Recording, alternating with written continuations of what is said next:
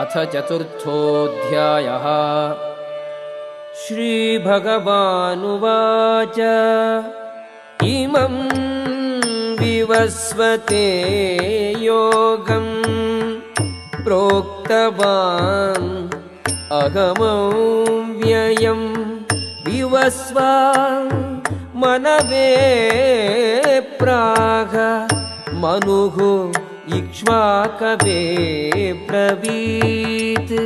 ದೇವೋತ್ತಮ ಪರಮಪುರುಷನಾದ ಶ್ರೀಕೃಷ್ಣನು ಹೇಳಿದನು, ನಾಶವಿಲ್ಲದ ಈ ಯೋಗ ವಿಜ್ಞಾನವನ್ನು ನಾನು ವಿವಸ್ವಾನ್ ಎಂದರೆ ಸೂರ್ಯನಿಗೆ ಹೇಳಿದನು. ವಿವಸ್ವಾನನು ಅದನ್ನು ಮಾನವ ಕುಲದ ತಂದೆಯಾದ ಮನುವಿಗೆ ಹೇಳಿದನು. ಮನುವು ಇಕ್ಷ್ವಾಕುವಿಗೆ ಹೇಳಿದನು. ಏವಂ ಪರಂಪರಾ ಪ್ರಾಪ್ತಂ ಇಮಂ ರಾಜರ್ಷಯೋ ವಿದುಃ ಸಕಾಲೇ ನೇಹ ಮಹತಾ ಯೋಗೋ ನಷ್ಟಃ ಪರಂ ತಪ. ಈ ಉತ್ತಮೋತ್ತಮ ವಿಜ್ಞಾನವು ಗುರು ಪರಂಪರೆಯಲ್ಲಿ ಬಂದಿತು. ರಾಜರ್ಷಿಗಳು ಅದನ್ನು ಹಾಗೆಯೇ ಗ್ರಹಿಸಿದರು.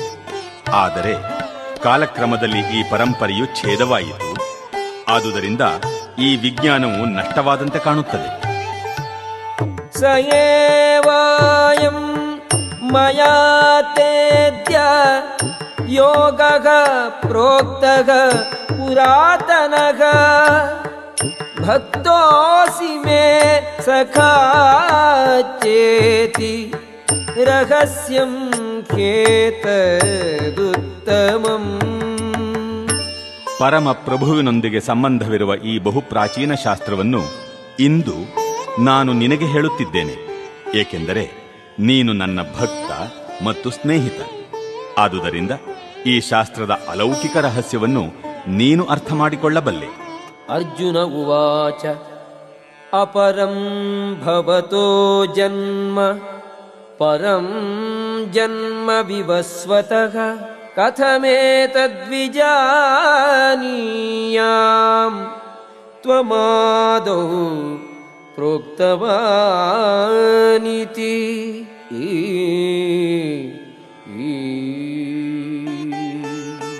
ಅರ್ಜುನನು ಕೇಳಿದ, ಸೂರ್ಯದೇವನಾದ ವಿವಸ್ವಾನನು ನಿನಗಿಂತ ಮೊದಲು ಹುಟ್ಟಿದವನು.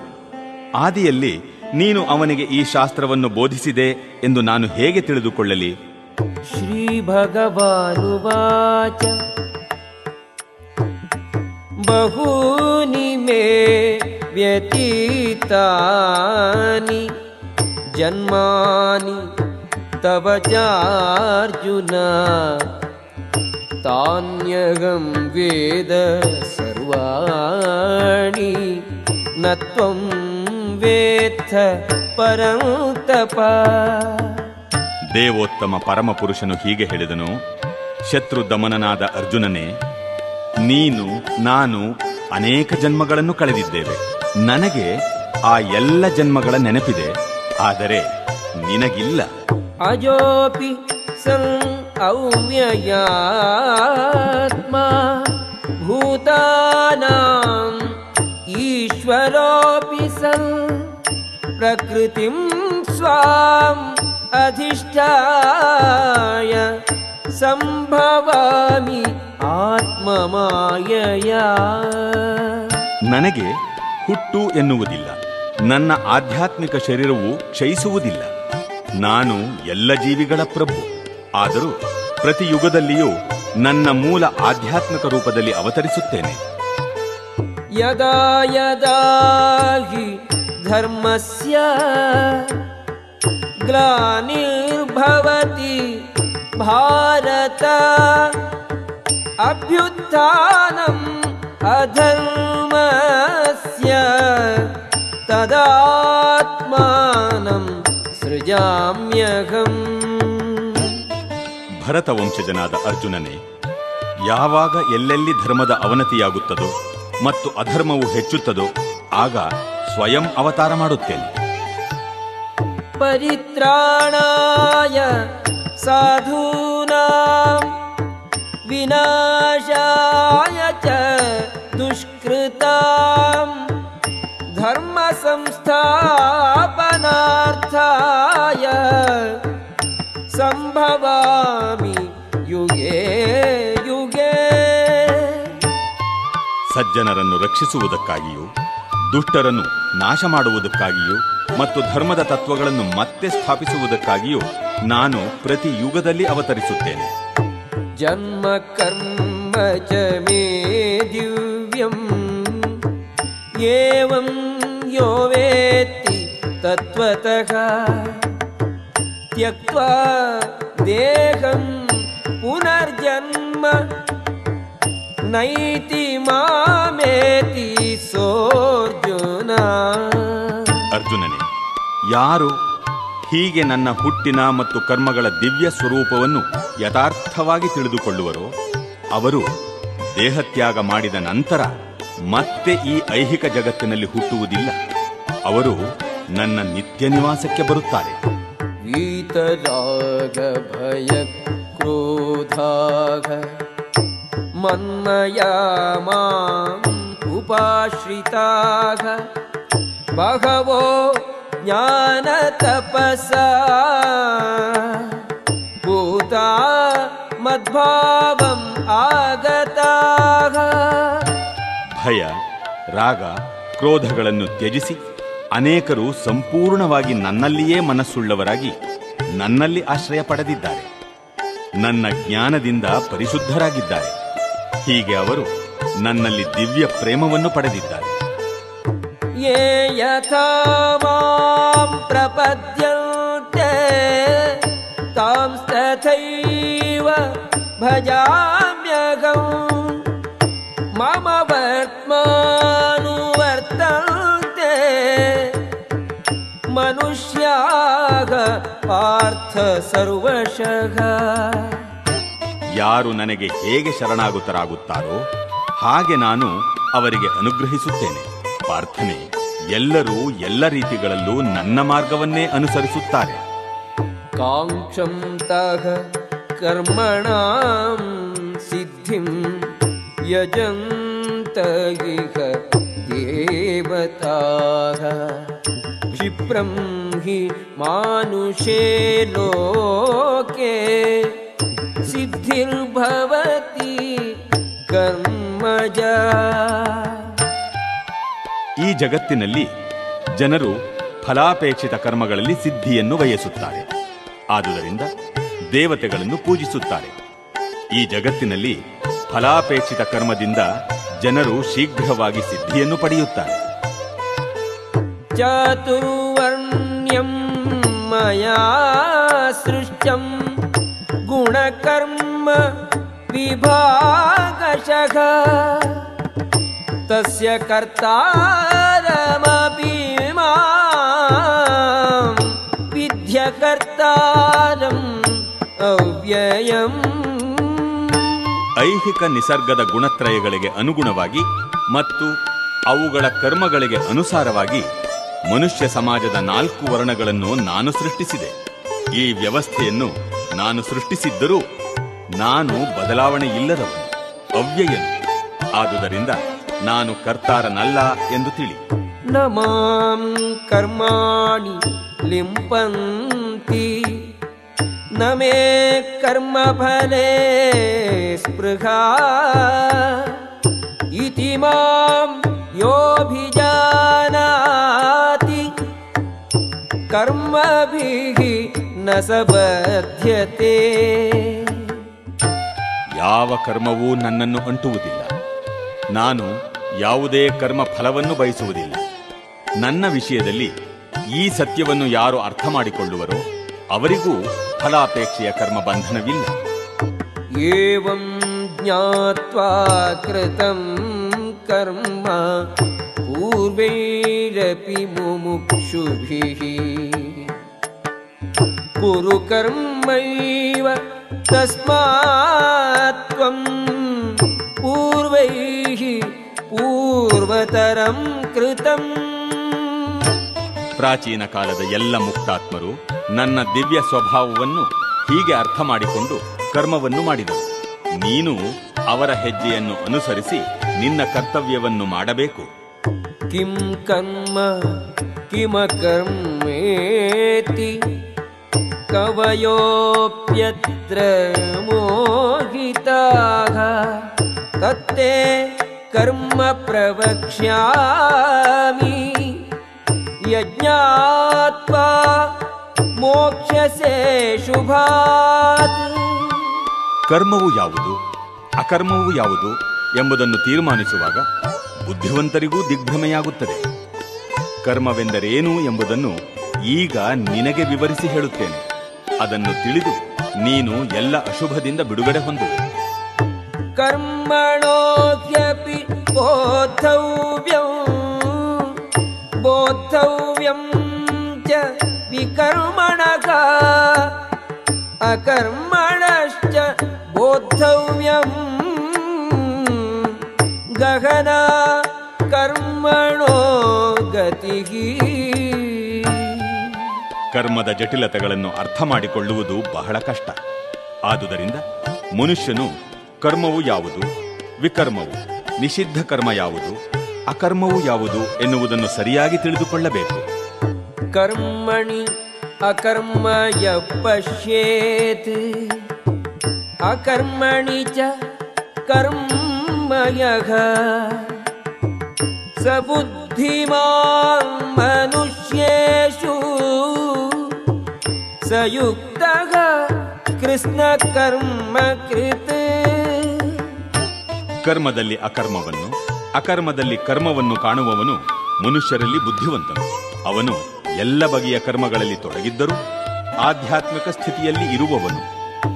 ಯಸ್ಯ ಸರ್ವೇ ಸಮಾರಂಭಾಃ ಕಾಮ ಸಂಕಲ್ಪ ವರ್ಜಿತಾಃ ಜ್ಞಾನಾಗ್ನಿ ದಗ್ಧ ಕರ್ಮಾಣಂ ತಮಾಹುಃ ಪಂಡಿತಂ ಬುಧಾಃ.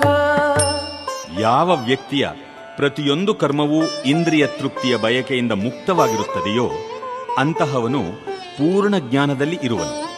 ಋಷಿಗಳ ಪ್ರಕಾರ ಅಂತಹವನ ಕರ್ಮದ ಪ್ರತಿಕ್ರಿಯೆಗಳನ್ನು ಪೂರ್ಣ ಜ್ಞಾನದ ಅಗ್ನಿಯು ಸುಟ್ಟು ಹಾಕುತ್ತದೆ. ತ್ಯಕ್ತ್ವಾ ಕರ್ಮಫಲಾಸಂಗಂ ನಿತ್ಯ ತೃಪ್ತೋ ನಿರಾಶ್ರಯಃ ಕರ್ಮಣಿ ಅಭಿಪ್ರವೃತ್ತೋಪಿ ನೈವ ಕಿಂಚಿತ್ ಕರೋತಿ ಸದಾ. ತನ್ನ ಕಾರ್ಯಗಳ ಫಲಗಳ ಬಗ್ಗೆ ಇಂತಹ ಮನುಷ್ಯನು ಎಲ್ಲ ಮೋಹವನ್ನೂ ತ್ಯಜಿಸಿರುತ್ತಾನೆ. ಅವನು ಸದಾ ತೃಪ್ತನು ಮತ್ತು ಸ್ವತಂತ್ರನು. ಅವನು ಎಲ್ಲ ಬಗೆಯ ಕಾರ್ಯಗಳಲ್ಲಿ ನಿರತನಾಗಿದ್ದರೂ ಫಲಾಪೇಕ್ಷೆ ಇರುವ ಕರ್ಮವನ್ನು ಮಾಡುವುದಿಲ್ಲ. ನಿರಾಶೀಃ ಯತ ಚಿತ್ತಾತ್ಮ ತ್ಯಕ್ತ ಸರ್ವ ಪರಿಗ್ರಹಃ ಶಾರೀರಂ ಕೇವಲಂ ಕರ್ಮ ಕುರ್ವನ್ ನಾಪ್ನೋತಿ ಕಿಲ್ಬಿಷಂ. ಹೀಗೆ ತಿಳುವಳಿಕೆಯುಳ್ಳ ಮನುಷ್ಯನು ಮನಸ್ಸು ಮತ್ತು ಬುದ್ಧಿಯನ್ನು ಸಂಪೂರ್ಣವಾಗಿ ನಿಯಂತ್ರಣದಲ್ಲಿಟ್ಟುಕೊಂಡು ಕರ್ಮ ಮಾಡುತ್ತಾನೆ. ತನಗೆ ಸೇರಿದ ಸ್ವತ್ತಿನ ವಿಷಯದಲ್ಲಿ ತಾನೇ ಒಡೆಯ ಎಂಬ ಭಾವವನ್ನು ಸಂಪೂರ್ಣವಾಗಿ ಬಿಟ್ಟು ಬಿಡುತ್ತಾನೆ ಮತ್ತು ಶರೀರ ರಕ್ಷಣೆಗೆ ಬೇಕಾದಷ್ಟು ಕರ್ಮವನ್ನು ಮಾತ್ರ ಮಾಡುತ್ತಾನೆ. ಹೀಗೆ ಕೆಲಸ ಮಾಡುವವನ ಮೇಲೆ ಪಾಪಪೂರಿತ ಪ್ರತಿಕ್ರಿಯೆಗಳು ಯಾವುದೇ ಪರಿಣಾಮವನ್ನು ಮಾಡುವುದಿಲ್ಲ. ಯದೃಚ್ಛಾಲಾಭ ಸಂತುಷ್ಟೋ ದ್ವಂದ್ವಾತೀತೋ ವಿಮತ್ಸರಃ ಸಮಃ ಸಿದ್ಧೌ ಅಸಿದ್ಧೌ ಚ ಕೃತ್ವಾಪಿ ನ ನಿಬಧ್ಯತೆ.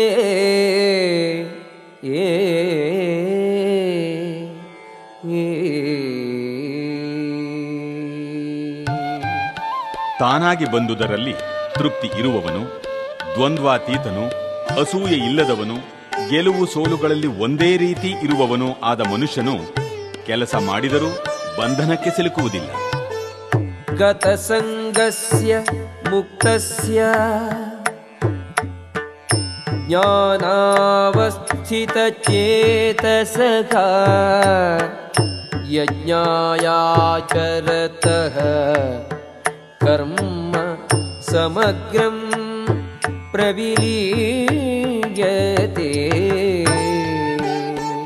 ಐಹಿಕ ಪ್ರಕೃತಿಯ ಗುಣಗಳಿಗೆ ಅಂಟಿಕೊಳ್ಳದವನು ಮತ್ತು ಆಧ್ಯಾತ್ಮಿಕ ಜ್ಞಾನದಲ್ಲಿ ಸಂಪೂರ್ಣವಾಗಿ ನೆಲೆಯುಳ್ಳವನೂ ಆದ ಮನುಷ್ಯನ ಕರ್ಮವು ಆಧ್ಯಾತ್ಮದಲ್ಲಿ ಸಂಪೂರ್ಣವಾಗಿ ಲೀನವಾಗುತ್ತದೆ. ಬ್ರಹ್ಮಾರ್ಪಣಂ ಬ್ರಹ್ಮಹವಿಃ ಬ್ರಹ್ಮಾಗ್ನೌ ಬ್ರಹ್ಮಣಾಹುತಂ ಬ್ರಹ್ಮೈವ ತೇನ ಗಂತವ್ಯಂ ಬ್ರಹ್ಮಕರ್ಮ ಸಮಾಧಿನಾ. ಕೃಷ್ಣ ಪ್ರಜ್ಞೆಯಲ್ಲಿ ಸಂಪೂರ್ಣವಾಗಿ ಮಗ್ನನಾದ ಮನುಷ್ಯನು ನಿಶ್ಚಯವಾಗಿಯೂ ಆ ಭಗವದ್ಧಾಮವನ್ನು ಸೇರುವನು, ಏಕೆಂದರೆ ಅವನು ಆಧ್ಯಾತ್ಮಿಕ ಕಾರ್ಯಗಳಿಗೆ ಸಂಪೂರ್ಣವಾಗಿ ಅರ್ಪಿತನಾಗಿರುತ್ತಾನೆ. ಇಂತಹ ಆಧ್ಯಾತ್ಮಿಕ ಕಾರ್ಯಗಳಲ್ಲಿ ಆಹುತಿಯೂ ಪರಾತ್ಪರವಾದದ್ದು ಮತ್ತು ಅರ್ಪಣವೂ ಇದೇ ಆಧ್ಯಾತ್ಮಿಕ ಸ್ವಭಾವದ್ದು. ದೈವಮೇವಾಪರೇ ಯಜ್ಞಂ ಯೋಗಿನಃ ಪರ್ಯುಪಾಸತೆ ಬ್ರಹ್ಮಾಗ್ನೌ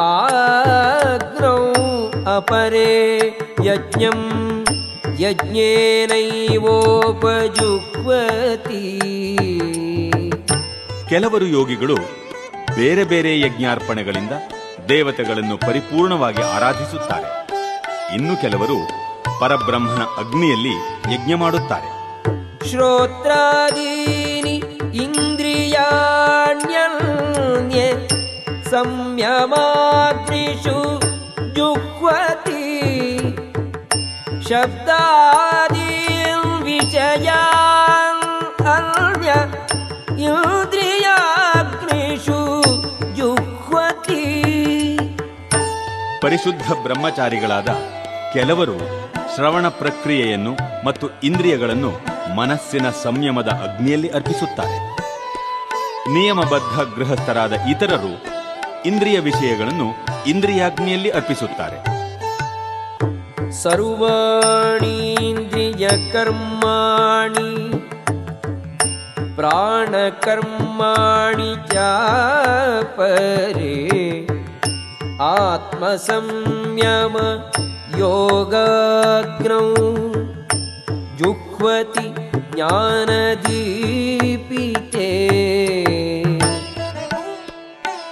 ಕೆಲವರು ಮನಸ್ಸನ್ನು ಇಂದ್ರಿಯಗಳನ್ನು ನಿಯಂತ್ರಿಸಿ ಆತ್ಮಸಾಕ್ಷಾತ್ಕಾರವನ್ನು ಸಾಧಿಸಲು ಬಯಸುತ್ತಾರೆ.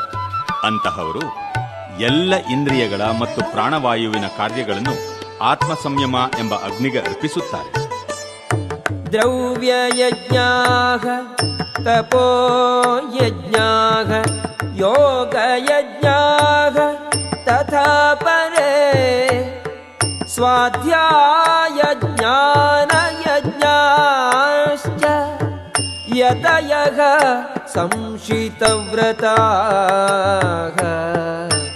ಕಟ್ಟುನಿಟ್ಟಾದ ವ್ರತಗಳನ್ನು ಸ್ವೀಕರಿಸಿ ಕೆಲವರು ತಮ್ಮ ಸ್ವತ್ತನ್ನು ಯಜ್ಞ ಮಾಡಿ ಜ್ಞಾನೋದಯವನ್ನು ಪಡೆಯುತ್ತಾರೆ. ಕೆಲವರು ತಪಸ್ಸನ್ನು ಮಾಡುವುದರಿಂದ, ಕೆಲವರು ಯೋಗ ಯಜ್ಞದಿಂದ, ಮತ್ತೆ ಕೆಲವರು ವೇದಗಳನ್ನು ಅಭ್ಯಾಸ ಮಾಡಿ ಜ್ಞಾನ ಯಜ್ಞವನ್ನು ಮಾಡುವುದರಿಂದ ಜ್ಞಾನೋದಯವನ್ನು ಪಡೆಯುತ್ತಾರೆ. ಅಪಾನೇ ಜುಹ್ವತಿ ಪ್ರಾಣಂ ಪ್ರಾಣೇ ಪಾನಂ ತಥಾ ಪರೇ ಪ್ರಾಣಾಪಾನಗತಿ ರುದ್ಧ್ವಾ ಪ್ರಾಣಾಯಾಮ ಪರಾಯಣಾಃ ಅಪರೇ ನಿಯತಾಹಾರಾಃ ಪ್ರಾಣಾನ್ ಪ್ರಾಣೇಷು ಜುಹ್ವತಿ.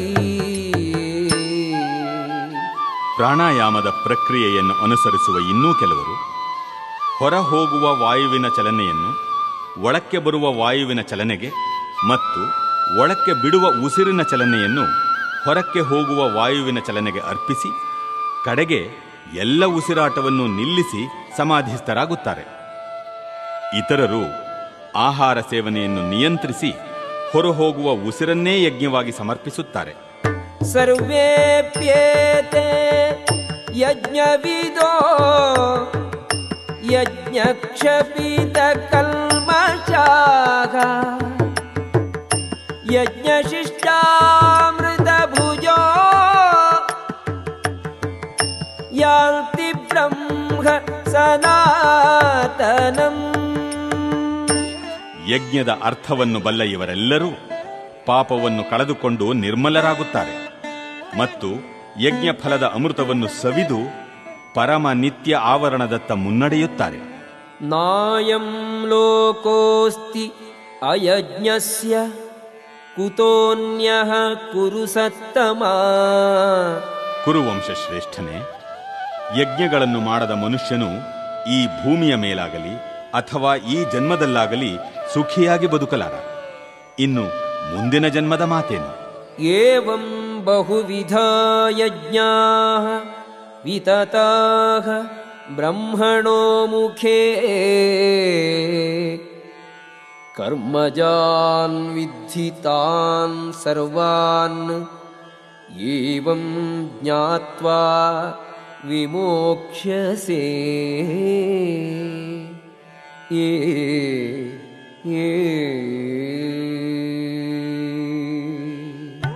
ಈ ಎಲ್ಲ ಬಗೆಯ ಯಜ್ಞಗಳನ್ನು ವೇದಗಳು ಒಪ್ಪುತ್ತವೆ. ಅವೆಲ್ಲ ಬೇರೆ ಬೇರೆ ಬಗೆಗಳ ಕರ್ಮದಿಂದ ಹುಟ್ಟಿದವು. ಹೀಗೆಂದು ತಿಳಿದುಕೊಂಡರೆ ನೀನು ಮೋಕ್ಷವನ್ನು ಪಡೆಯುತ್ತೀಯೆ. ಶ್ರೇಯಾನ್ ದ್ರವ್ಯಮಯಾತ್ ಯಜ್ಞಾತ್ ಜ್ಞಾನಯಜ್ಞಃ ಪರಂ ತಪಾ ಸರ್ವಂ ಕರ್ಮಾಖಿಲಂ ಪಾರ್ಥ ಜ್ಞಾನೇ ಪರಿಸಮಾಪ್ಯತೆ. ಶತ್ರುಗಳನ್ನು ದಂಡಿಸುವ ಅರ್ಜುನನೇ, ದ್ರವ್ಯಮಯ ಯಜ್ಞ ಮಾಡುವುದಕ್ಕಿಂತ ಜ್ಞಾನ ಯಜ್ಞವು ಉತ್ತಮವಾದರೂ ಪಾರ್ಥ, ಎಲ್ಲ ಯಜ್ಞ ಕರ್ಮವು ದಿವ್ಯಜ್ಞಾನದಲ್ಲಿ ಪರಿಸಮಾಪ್ತಿಯಾಗುತ್ತದೆ. ತದ್ವಿದ್ಧಿ ಪ್ರಣಿಪಾತೇನ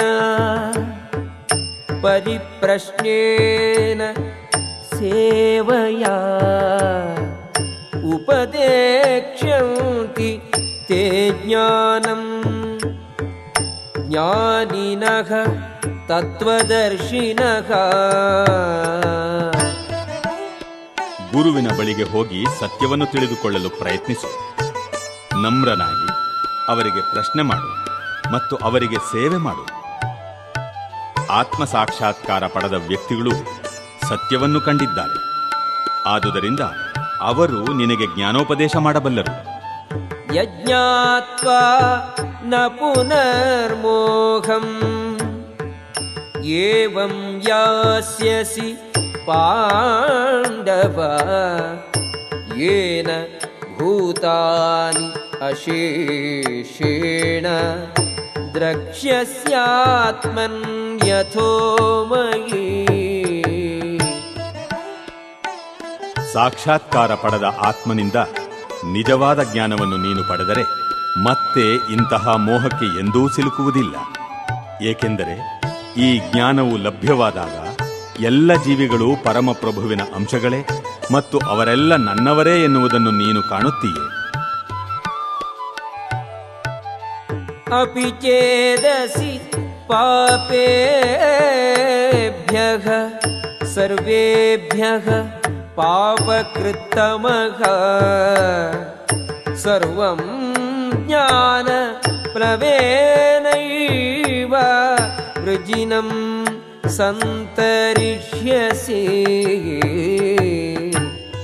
ಪಾಪಿಗಳಲ್ಲಿ ಪರಮಪಾಪಿ ಎಂದು ಪರಿಗಣಿತನಾಗಿದ್ದರೂ ನೀನು ಆಧ್ಯಾತ್ಮಿಕ ಜ್ಞಾನದ ದೋಣಿಯಲ್ಲಿದ್ದಾಗ ದುಃಖ ಸಾಗರವನ್ನು ದಾಟಬಲ್ಲೆ. ಯಥೈಧಾಂಸಿ ಸಮಿದ್ಧೋಗ್ನಿಃ ಭಸ್ಮಸಾತ್ ಕುರುತೆ ಅರ್ಜುನ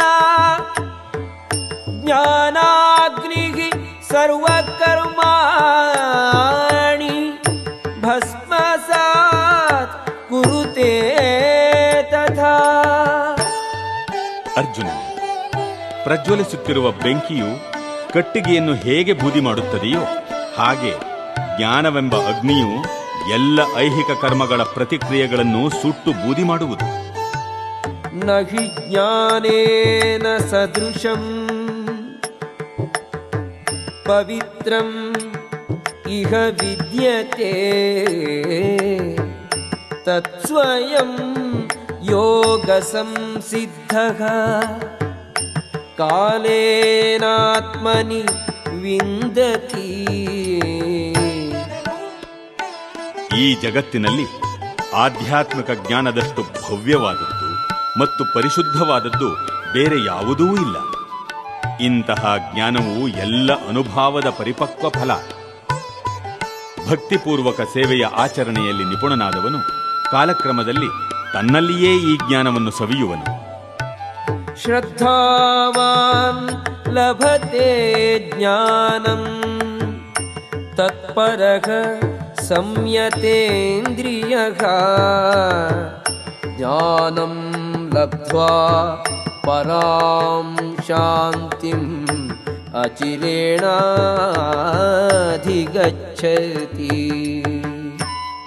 ದಿವ್ಯ ಜ್ಞಾನಕ್ಕೆ ಮುಡಿಪಾದ ಮತ್ತು ಇಂದ್ರಿಯ ನಿಗ್ರಹ ಮಾಡಿದ ಶ್ರದ್ಧಾವಂತನಿಗೆ ಇಂತಹ ಜ್ಞಾನವನ್ನು ಪಡೆಯುವ ಅರ್ಹತೆ ಇರುತ್ತದೆ. ಅದನ್ನು ಪಡೆದು ಅವನು ಶೀಘ್ರವಾಗಿ ಪರಮ ಆಧ್ಯಾತ್ಮಿಕ ಶಾಂತಿಯನ್ನು ಪಡೆಯುವನು. ಅಜ್ಞಶ್ಚ ಅಶ್ರದ್ಧಾನಶ್ಚ ಸಂಶಯಾತ್ಮ ವಿನಶ್ಯತಿ ನಾಯಂ ಲೋಕೋಸ್ತಿ ನ ಪರೋ ನ ಸುಖಂ ಸಂಶಯಾತ್ಮನಃ. ಅಜ್ಞಾನಿಗಳು, ಶ್ರದ್ಧೆ ಇಲ್ಲದವರು ಅಪೌರುಷೇಯ ಧರ್ಮಗ್ರಂಥಗಳಲ್ಲಿ ಸಂಶಯ ಪಡುತ್ತಾರೆ. ಇಂತಹವರಿಗೆ ಭಗವಂತನ ಪ್ರಜ್ಞೆ ಲಭ್ಯವಾಗುವುದಿಲ್ಲ. ಅವರು ನಾಶ ಹೊಂದುವರು. ಸಂಶಯಾತ್ಮನಾದವನಿಗೆ ಈ ಲೋಕದಲ್ಲಿ ಸುಖವಿಲ್ಲ, ಮುಂದಿನ ಲೋಕದಲ್ಲಿಯೂ ಸುಖವಿಲ್ಲ. ಯೋಗ ಸನ್ಯಸ್ತ ಕರ್ಮಾಣಂ ಜ್ಞಾನ ಸಂಚಿನ್ನ ಸಂಶಯಂ ಆತ್ಮವಂತಂ ನ ಕರ್ಮಾಣಿ ನಿಬಧ್ನಂತಿ ಧನಂಜಯ. ಯಾರು ತನ್ನ ಕರ್ಮದ ಫಲಗಳನ್ನು ತ್ಯಜಿಸಿ ಭಕ್ತಿಪೂರ್ವಕ ಸೇವೆಯಲ್ಲಿ ಕರ್ಮ ಮಾಡುವನೋ ಮತ್ತು ಆಧ್ಯಾತ್ಮಿಕ ಜ್ಞಾನದಿಂದ ಸಂಶಯಗಳನ್ನು ನಾಶ ಮಾಡಿರುವನೋ ಅವನು ವಾಸ್ತವವಾಗಿ ಆತ್ಮದಲ್ಲಿ ನೆಲೆಸಿರುತ್ತಾನೆ. ಧನಂಜಯ, ಇಂತಹ ಮನುಷ್ಯನನ್ನು ಕರ್ಮಫಲಗಳು ಬಂಧಿಸಲಾರವು. ತಸ್ಮಾದ ಜ್ಞಾನ ಸಂಭೂತಂ ಹೃಸ್ಥಂ ಜ್ಞಾನಾಸೀನಾತ್ಮನಃ ಚಿತ್ವೈನಂ ಸಂಶಯಂ ಯೋಗಂ ಆತಿಷ್ಠೋತ್ತಿಷ್ಠ ಭಾರತ. ಆದ್ದರಿಂದ ಅಜ್ಞಾನದಿಂದ ನಿನ್ನ ಹೃದಯದಲ್ಲಿ ಉದ್ಭವವಾಗಿರುವ ಸಂದೇಹಗಳನ್ನು ಜ್ಞಾನವೆಂಬ ಕತ್ತಿಯಿಂದ ಕತ್ತರಿಸು. ಅರ್ಜುನ, ಯೋಗದಿಂದ ಸನ್ನದ್ಧನಾಗಿ ಯುದ್ಧಕ್ಕೆ ಏಳು. ಓಂ ತತ್ಸದಿತಿ ಶ್ರೀಮದ್ಭಗವದ್ಗೀತಾಸು ಉಪನಿಷತ್ಸು ಬ್ರಹ್ಮವಿದ್ಯಾಯಾಂ ಯೋಗಶಾಸ್ತ್ರೇ ಶ್ರೀಕೃಷ್ಣಾರ್ಜುನ ಸಂವಾದೇ ಜ್ಞಾನಕರ್ಮ ಸನ್ಯಾಸಯೋಗೋ ನಾಮ ಚತುರ್ಥೋಧ್ಯಾಯಃ.